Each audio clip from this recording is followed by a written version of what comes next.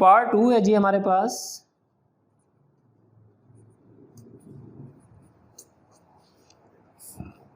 Part 1 में मैंने definition लिखी थी जिसमें ये कहा था कि आज के जो इन्वेस्टर है, आज जो उसके पास अमाउंट है वो फ्यूचर में जो अमाउंट होगी उससे बेटर है। आज की amount worth more than the future है।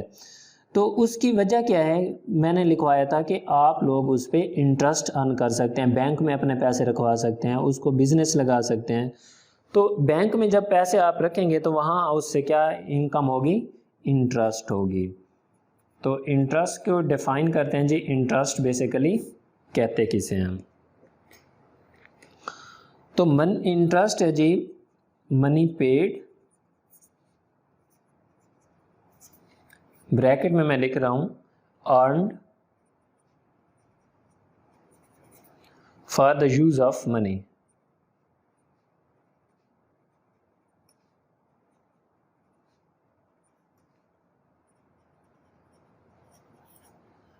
पैसे के बदले जो आप पैसा भरते हैं उसको सिंपल लैंग्वेज में क्या कहते हैं, सूद कहते हैं, मनी पेड। इसको अभी रहने दें, मनी पेड। अब देखिए पेड कब करेंगे, जब आप बारवर होंगे, कर्जा लिया हुआ होगा, ठीक है। जब आप बैंक से बारो करेंगे, उधार लेंगे, तो उसके ऊपर मनी पे करेंगे तो वो पेड होगा, इंटरेस्ट करेगा।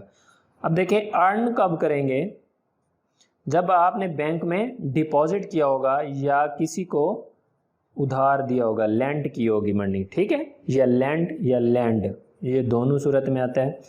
आसान ज़बान में अब आपने बैंक में डिपॉजिट किया होगा कैश, तो आपने उस पर इंटरेस्ट अर्न किया होगा। तो दोनों सूरतों में, चाहे आपने मनी पेड की है या डिपॉजिट किया उसके ऊपर अर्न की है, दोनों सूरत में वो इंटरेस्ट के ज़मरे में आता है। Money paid for the use of money, पैसे के बदले में, पैसे के इस्तेमाल के बदले में आपने जो पैसा उसके ऊपर पे किया है उसको क्या कहते हैं, इंटरेस्ट कहते हैं। तो इंटरेस्ट की जी हमारे पास हैं दो टाइप्स।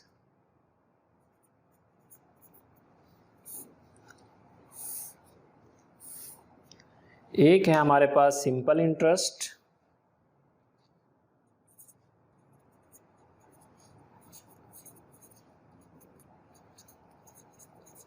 नंबर 2 पे जी हमारे पास कंपाउंड इंटरेस्ट।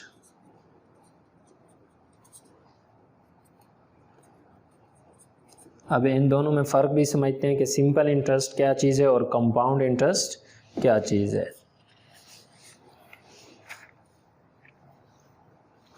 सबसे पहले सिंपल इंटरेस्ट को डिस्कस करते हैं।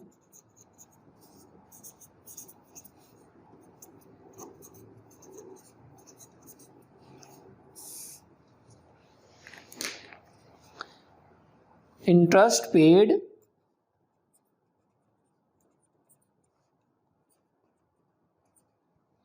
ब्रैकेट में मैं लिख रहा हूं are earned on only the original amount, on only the original amount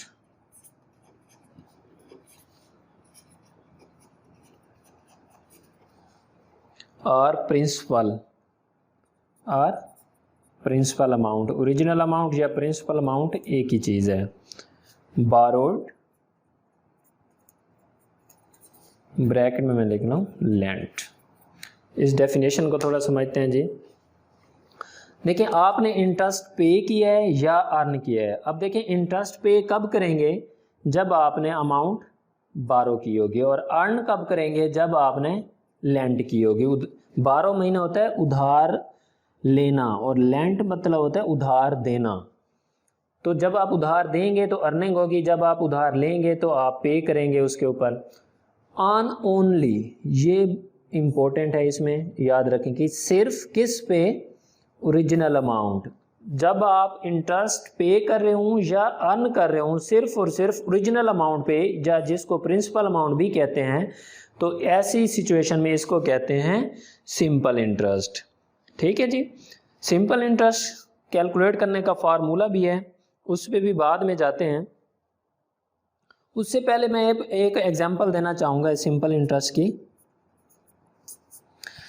suppose आपने बैंक में डिपॉजिट करवाए आज,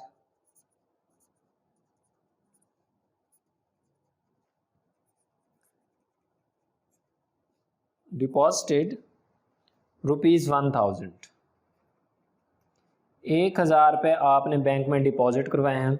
उसके ऊपर जो बैंक इंटरेस्ट दे रहा है, जिसको आई से डिनोट कर रहा हूँ, वो है 8%, और एन शो करता है नंबर ऑफ ईयर्स को। तो फॉर एग्जांपल मैं 3 ईयर्स दे रहा हूँ, ठीक है। टी से भी शो कर सकते हैं, एन से भी शो कर सकते हैं।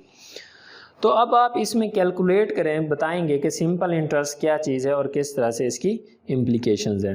तो यहाँ पे मैं एक टेबल बना रहा हूँ, उसको समझिएगा। ये मैं लिख रहा हूँ years,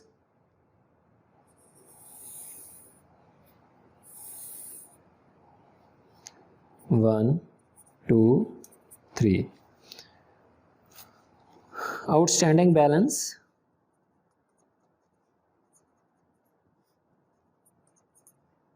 at beginning,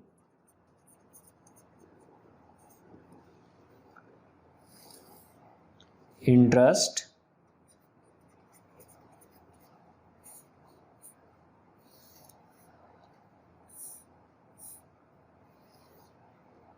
outstanding balance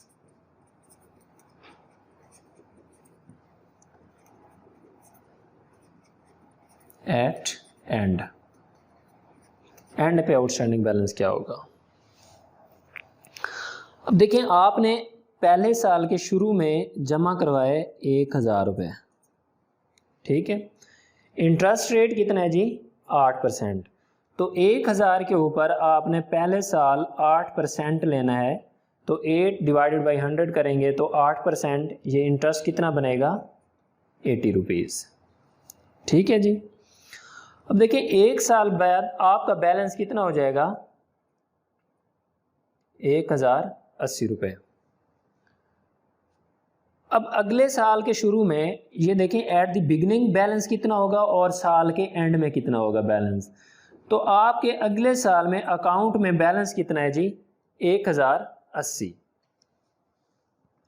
अब सिंपल इंटरेस्ट की डेफिनेशन हमने क्या पढ़ी? Interest paid earned only on the original amount और प्रिंसिपल। अब देखिए, इसमें प्रिंसिपल अमाउंट कौन सी है? वो अमाउंट जो आप शुरू में डिपॉजिट कराते हैं या बारो कहते हैं, उसको क्या कहते हैं? Principal amount. अब सिंपल इंटरेस्ट की डेफिनेशन है कि इंटरेस्ट सिर्फ और सिर्फ किस पे चार्ज होगा? प्रिंसिपल अमाउंट पे चार्ज होगा। हालांकि आपके अकाउंट में 1 साल के बाद बैलेंस कितना हो चुका है? 1080, लेकिन सिंपल इंटरेस्ट ये कहता है कि आपका सिर्फ और सिर्फ प्रिंसिपल अमाउंट पे इंटरेस्ट होगा। तो प्रिंसिपल पे 1000 पे 8% लेंगे तो दूसरे साल भी कितना हो जाएगा? 80। तो 1080 पहले पड़ा था, 80 दूसरे साल का इंटरेस्ट है, तो ये आपके अकाउंट में कितना हो जाएगा? 1160 रुपये। तो तीसरे साल के शुरू में आपके बैंक में बैलेंस था 1160 रुपये। अब तीसरे साल भी फिर प्रिंसिपल पे इंटरेस्ट लगेगा। प्रिंसिपल आपकी 1000 है, उसके ऊपर 8% लेंगे तो ये 80 रुपये बन जाएगा। तो ये टोटल अमाउंट कितनी बन जाएगी जी? 1240। 3 साल बाद आपके अकाउंट में टोटल बैलेंस कितना होगा? 1240। और आपने टोटल इंटरेस्ट कितना अर्न किया होगा उसके ऊपर?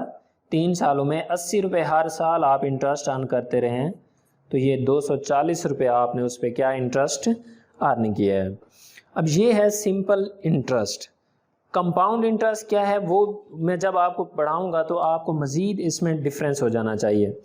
अब देखिए, यहाँ पे इसका ड्रॉबैक क्या है? होना ये चाहिए था, आज आपने फॉर एग्जांपल यहाँ पे मैं टाइम लाइन बना रहा हूँ, ये है 1 जनवरी 2019 और ये है 31 दिसंबर 2019, ठीक है। अब पहले साल का मतलब है कि यहाँ पे ये 0 टाइम पीरियड है। यहाँ पे आप आज ने 1000 जमा करवाया है, तो 1 साल बाद आपके अकाउंट में कितने हो गए पैसे? 1080 रुपये, ठीक है। अब बैंक को क्या चाहिए था? दूसरे साल इस 1080 के ऊपर इंटरेस्ट देते, ना कि वो प्रिंसिपल के ऊपर इंटरेस्ट चार्ज कर रहे हैं। तो यही सिंपल इंटरेस्ट की सबसे बड़ी नाकामी है कि आजकल वैसे इसका रिवाज कम हो चुका है क्योंकि बैंक मोस्टली सारे कंपाउंड इंटरेस्ट पे चलते हैं। तो एक साल बाद आपके अकाउंट में बैलेंस 1080 है, लेकिन बैंक आपको दूसरे साल भी इंटरेस्ट कितना दे रहा है, 80 रुपये। कौन सी अमाउंट पे, प्रिंसिपल अमाउंट पे। तीसरे साल आपके अकाउंट में 1160 रुपये पड़े हैं 2 साल बाद, लेकिन बैंक आपको फिर भी किस पे इंटरेस्ट दे रहा है, वो अमाउंट जो आपने शुरू में दी थी। जबकि ये 80 रुपये ये भी बैंक के पास है, ये भी बैंक के पास है, इसके ऊपर भी आपको इंटरेस्ट मिलना चाहिए। तो सिंपल इंटरेस्ट में सिर्फ और सिर्फ आपको ओरिजिनल अमाउंट या प्रिंसिपल बारोड या लेंट अमाउंट जो है उसके ऊपर इंटरेस्ट मिल रहा होता है। आपने जो इंटरेस्ट अर्न किया है उसके ऊपर आपको और इंटरेस्ट नहीं मिल रहा होता। तो इसका फार्मूला है, वो कैसे कैलकुलेट करते हैं जी, वो भी साथ में समझा देता हूं जी।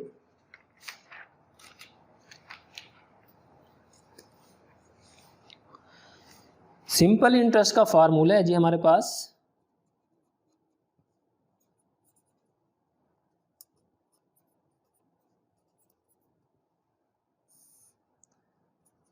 Simple interest is equal to P present value into I interest, N is equal to number of years. ठीक है, अब देखिए P जो प्रिंसिपल अमाउंट है इसको प्रेजेंट वैल्यू वैसे बोलते हैं, तो ये यहाँ पे होगी एज अ प्रिंसिपल अमाउंट या present amount. I stand for interest rate, N stand for number of periods per year। ठीक है, मज़ीद फार्मूले इसमें आएंगे वो भी मैं आपको बताऊंगा। अब अगर मैं वही फार्मूला लगाऊं कि हमने सिंपल इंटरेस्ट फाइंड करना है, तो सिंपल इंटरेस्ट किस तरह से फाइंड करेंगे, फार्मूला है जी present value into interest into number of year. अब देखिए प्रेजेंट वैल्यू हमारे पास लास्ट एग्जांपल में कितनी थी, original amount principal amount 1000, interest rate था हमारे पास 8%। ठीक है, और नंबर ऑफ ईयर्स कितने थे, 3। तो ये 1000, अगर मैं परसेंटेज ख़त्म करना चाहूँ तो 8 को डिवाइड करूँगा 100 के ऊपर, तो 0.08 इंटू 3। तो जब आप इन तीनों को मल्टीप्लाई करेंगे तो सिंपल इंटरेस्ट कितना आ जाएगा, 240 रुपये, जो आपने पहले भी कैलकुलेट किए होंगे। अब देखिए दोनों में फ़र्क देखें, यहाँ पे भी 240 मैंने निकाला था, ये यहाँ आपको इंडिविजुअली ईयर के तौर पे कैलकुलेट करके दिया था। अब फार्मूला बता रहा हूँ, कंसाइज कर रहा हूँ कि आपने फार्मूला किस तरह से लगाना है और सिंपल इंटरेस्ट की अमाउंट फाइंड करनी है। तो ये फार्मूला लगाएंगे, सिंपल आपके पास क्या आ जाएगी, 240 रुपये आपके पास सिंपल इंटरेस्ट की वैल्यू आ जाएगी। अब टोटल वैल्यू आपको कितनी मिलेगी, अब देखें टोटल वैल्यू जो आपको मिलेगी at the end of 3 years, उस वैल्यू को हम क्या कहते हैं, फ्यूचर वैल्यू। ठीक है जी, मसलन आज आपने यहाँ पे 1000 रुपये जमा करवाए हैं, पहले हमने कैलकुलेट किया कि 3 साल बाद वो वैल्यू कितनी हो जाएगी, 1240। ये 0 टाइम पीरियड 1 2 3। अब ये जो वैल्यू है 2 डे वैल्यू है, टाइम 0 पे है, इसको कहते हैं प्रेजेंट वैल्यू। और जो 3 साल बाद आपको मिलेगी इसको कहते हैं फ्यूचर वैल्यू या टर्मिनल वैल्यू भी कहते हैं। ठीक है जी, अगर आप प्रेजेंट, चलें ये बाद में मैं समझा दूंगा डिस्काउंटिंग और कंपाउंडिंग क्या है। यहाँ पे अभी फिर सिंपल इंटरेस्ट को थोड़ा सा डिस्कस कर ले। तो आज की वैल्यू क्या होगी जी, प्रेजेंट वैल्यू। जो वैल्यू आपको 3 साल बाद मिलेगी उसको क्या बोलेंगे, फ्यूचर वैल्यू या टर्मिनल वैल्यू। अब देखें आपने आज इंटरेस्ट अर्न किया है तो आपको फ्यूचर में कितनी अमाउंट मिलेगी, 1240। ये मैंने तो आपको इंडिविजुअल कैलकुलेट करके दिया, लेकिन इसका फार्मूला क्या होगा वो भी मैं आपको समझा देता हूँ जी। सिंपल इंटरेस्ट में अगर आपने फ्यूचर वैल्यू फाइंड करनी हो तो उसका फार्मूला होगा जी प्रेजेंट वैल्यू या प्रिंसिपल अमाउंट, उसमें सिंपल क्या कर देंगे, ऐड सिंपल इंटरेस्ट। अब देखिए प्रेजेंट वैल्यू कितनी थी, 1000, सिंपल इंटरेस्ट की वैल्यू हमने कितनी कैलकुलेट की थी, 240। तो टोटल फ्यूचर वैल्यू जो आपको मिलेगी 3 साल बाद वो होगी 1240 रुपये। ठीक है जी। अब देखें इसी फार्मूले को चेंज भी कर सकते हैं। अगर आपको फ्यूचर वैल्यू दी गई हो और प्रेजेंट वैल्यू भी दी गई हो, आपको कहा जाए कि सिंपल इंटरेस्ट फाइंड करें, तो फिर भी आप कर सकते हैं। अब देखें अगर आपको फ्यूचर वैल्यू और सिंपल इंटरेस्ट की वैल्यू दी गई हो तो आप उसमें से सिंपल इंटरेस्ट भी फाइंड कर सकते हैं दोनों सूरतों में। अब इसी फार्मूले को चेंज करता हूं मैं, अगर प्रेजेंट वैल्यू फाइंड कर रहे हैं तो प्रेजेंट वैल्यू यही रहेगा, तो इस सिंपल इंटरेस्ट को मैं इधर ले आऊँगा, future value minus simple interest. तो अगर इसकी प्रेजेंट वैल्यू फाइंड करनी होगी तो फार्मूला क्या बनेगा, future value n minus simple interest. Future value अगर 1240 है, सिंपल इंटरेस्ट कितना है 240, तो प्रेजेंट वैल्यू कितनी होगी जी 1000 रुपये, जो शुरू में हमने पैसे इन्वेस्ट किए थे। और अगर आप लोगों को फ्यूचर वैल्यू दी गई हो और प्रेजेंट वैल्यू भी दी गई हो और कहा जाए कि सिंपल इंटरेस्ट फाइंड करें, तो उसका फार्मूला क्या होगा, future value minus present value. तो फ्यूचर वैल्यू कितनी है जी 1240, प्रेजेंट वैल्यू कितनी है 1000, तो ये सिंपल इंटरेस्ट कितना बनेगा 240। तो दोनों सूरतों से आप कैलकुलेट कर सकते हैं उनको। ठीक है जी।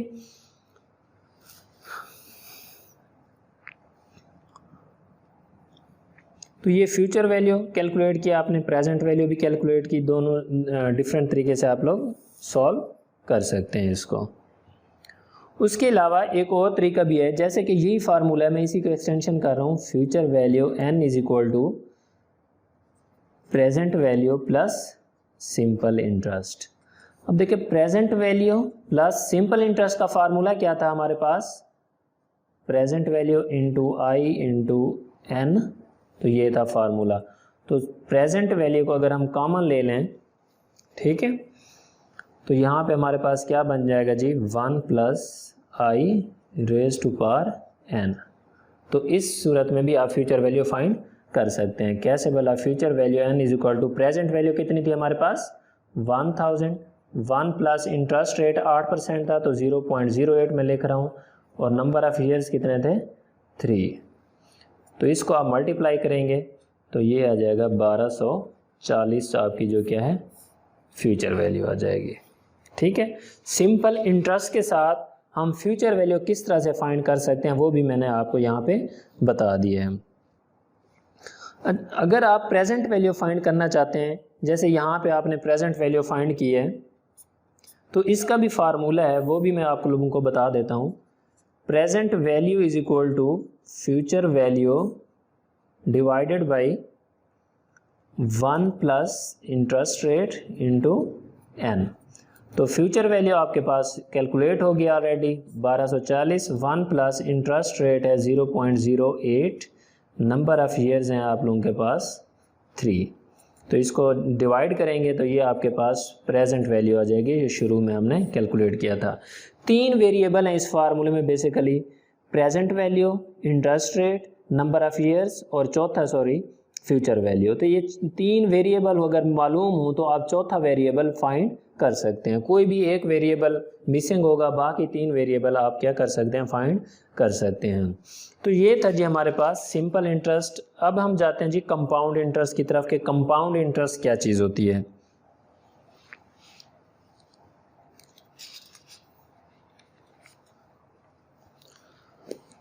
कंपाउंड इंटरेस्ट, सबसे पहले इसकी डेफिनेशन मैं आप लोगों को समझाता हूँ।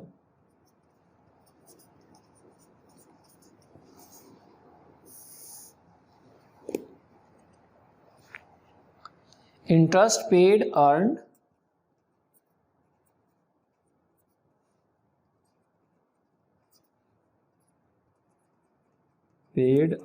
आपने अदा किया है या कमाया है ऑन प्रिंसिपल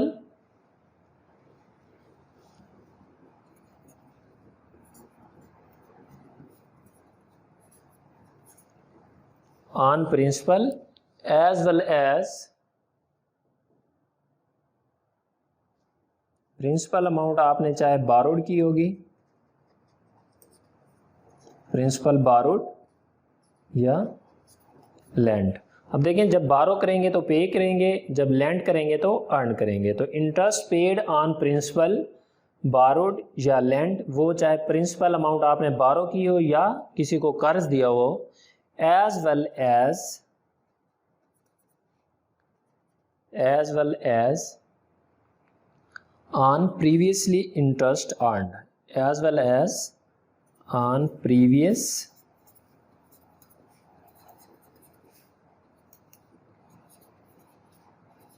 इंटरेस्ट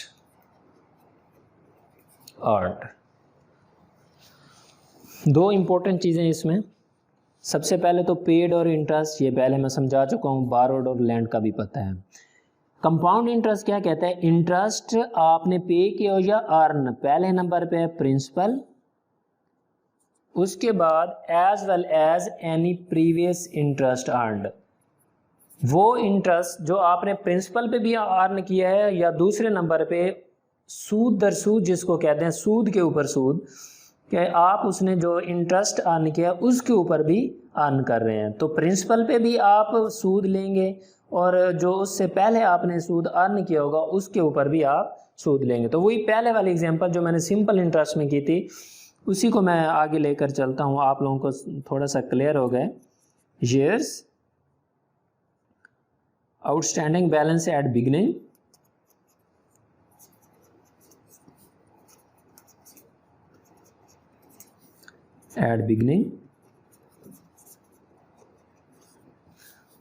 उसके बाद इंटरेस्ट,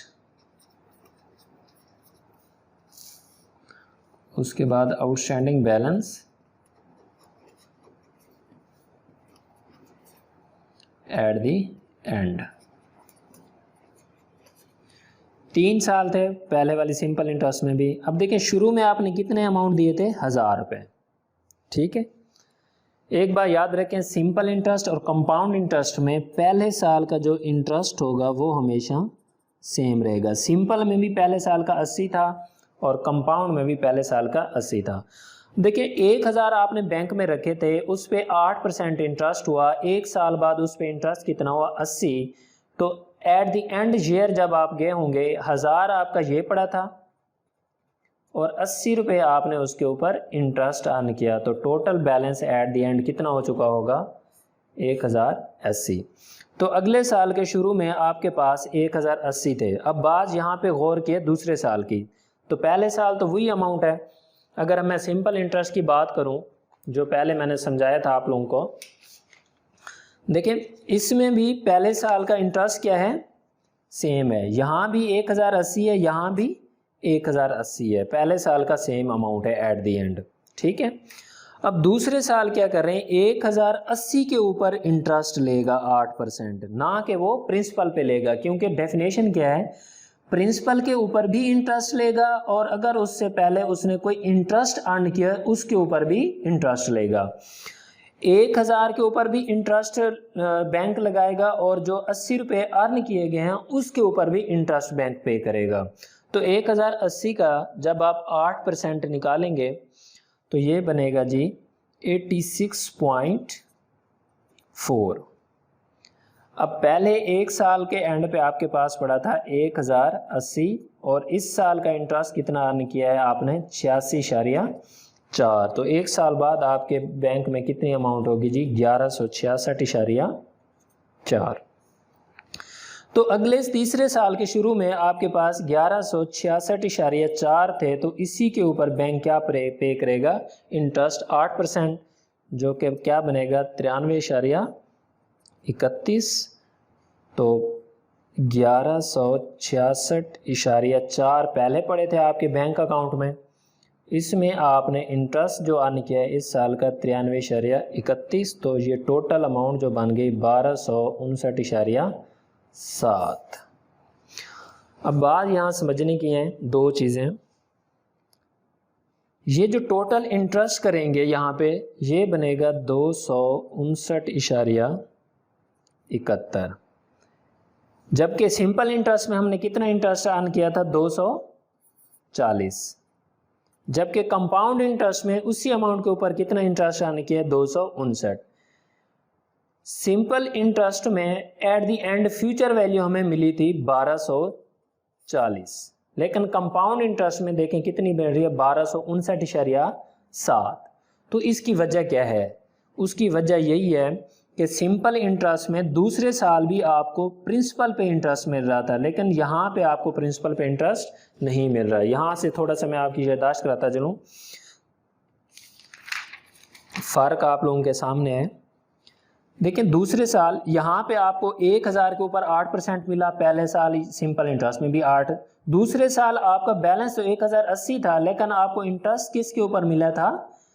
प्रिंसिपल अमाउंट के ऊपर। लेकिन यहाँ पे ऐसा नहीं है, यहाँ आपकी जो टोटल 1080 के ऊपर है वो इंटरेस्ट मिल रहा है। यहाँ पे आपको 1080 पे ऊपर इंटरेस्ट नहीं मिला था, बल्कि 1000 के ऊपर इंटरेस्ट मिला था। इस वजह से सिंपल इंटरेस्ट का जो टोटल अमाउंट है 1240 वो कम है, और ये 240 इंटरेस्ट आने की ये भी कम है। तो फ्यूचर जो कंपाउंड इंटरेस्ट है वो सूद दर सूद है, सूद के ऊपर सूद लगता जाता है, जबकि सिंपल इंटरेस्ट में सिर्फ और सिर्फ प्रिंसिपल अमाउंट के ऊपर इंटरेस्ट लगता है, जबकि कंपाउंड इंटरेस्ट में ऐसा नहीं है। कंपाउंड इंटरेस्ट में प्रिंसिपल के ऊपर भी आपको सूद मिलेगा, और उससे पहले अगर आपने कोई सूद अर्न किया हुआ है तो उसके ऊपर भी आपको सूद मिलेगा। तो ये इस तरह से अमाउंट कंपाउंड इंटरेस्ट की हमेशा ज़्यादा होगी सिंपल इंटरेस्ट की वजह से। क्यों?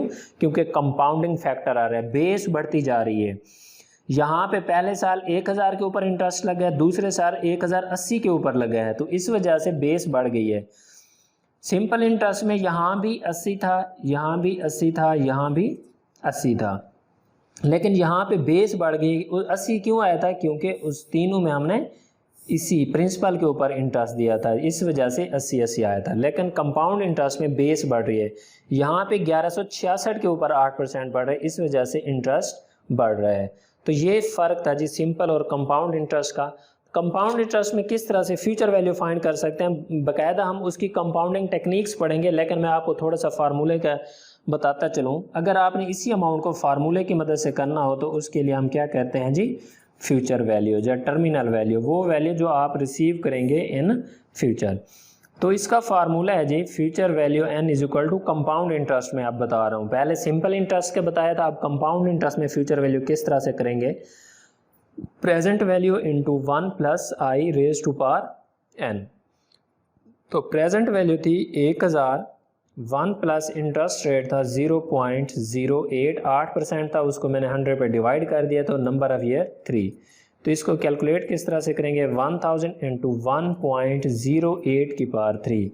तो पहले आप 1.08 की पावर 3 करेंगे, उसके बाद 1000 से ज़रब कर देंगे, तो ये आप लोगों के पास है जगह 1259.7।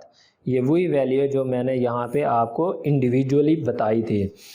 अब देखिए इस फार्मूला, ये तो इन्होंने फार्मूला बना दिया, लेकिन उसके बिहाइंड पे जो लॉजिक है ना वो ये वाली है, किस तरह से आपकी अमाउंट बढ़ रही है। देखें 1259 यहाँ पे निकालने के लिए हमें कितनी मेहनत करनी पड़ी है, कंसेप्ट समझने पड़े हैं, एक एक साल में किस तरह से वैल्यू कंपाउंड हुई है, लेकिन यहाँ पे उन्होंने डायरेक्टली फार्मूला बना के दिया हुआ है।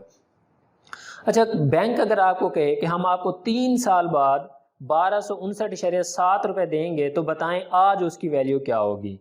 तो प्रेजेंट वैल्यू फाइंड करने का फार्मूला है, इसी फार्मूले को मैं रिप्लेस कर रहा हूँ, future value n is equal to 1 plus I raise to power n। अब ये क्या हुआ कैसे है, देखें ये जो फार्मूला दिया हुआ है हमें,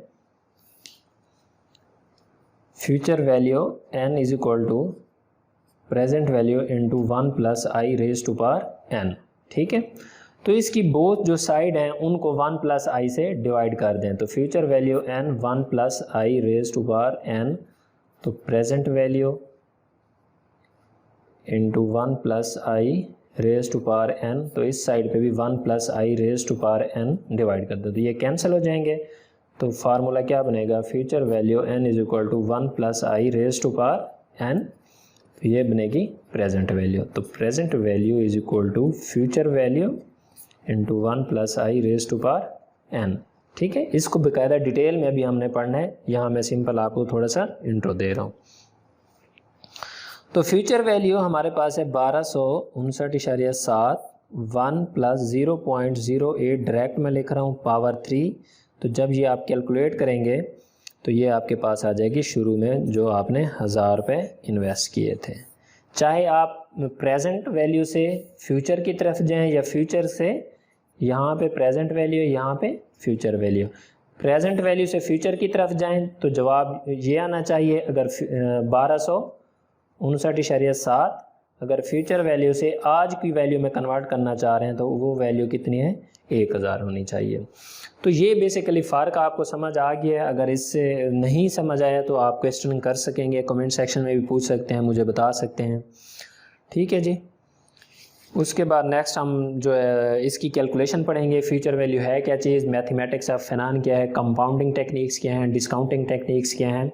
तो एक बड़ा ज़बरदस्त लर्निंग वाला ये चैप्टर है और आपकी जो लाइफ है उसमें भी आपको ये कैलकुलेशन करने में आसानी होगी। फाइनेंस पढ़ने का मकसद भी यही है कि जो स्टूडेंट ये पढ़ रहे हैं अपनी ज़ाती ज़िंदगी में डिसीजन मेकिंग करते वक्त भी उनको ख्याल रखना चाहिए कि किस तरह से उनकी करेंसी की वैल्यू डिक्रीज़ हो रही है, बाइंग पावर कम हो रही है, कहाँ पे उनको इन्वेस्ट करना चाहिए, बैंक उनको किस तरह से इंटरेस्ट दे रहा है, क्या क्या बैंक इन्फ्लेशन, फॉर एग्जांपल जैसे यहाँ पे मैंने 8% इंटरेस्ट लिया है। अगर मुल्क में इन्फ्लेशन 10% है लेकिन बैंक आपको 8% दे रहा है, फिर भी आप नुकसान में जा रहे हैं। क्यों? क्योंकि मुल्क में महंगाई की शरह 10% है और आप अर्न 8% कर रहे हैं। जब तक आप मुल्क में महंगाई में इजाफे को कम्पीट नहीं करेंगे तब तक आपकी बाइंग पावर क्या हो जाएगी, कम हो जाएगी। थैंक यू जी, अल्लाह हाफिज़।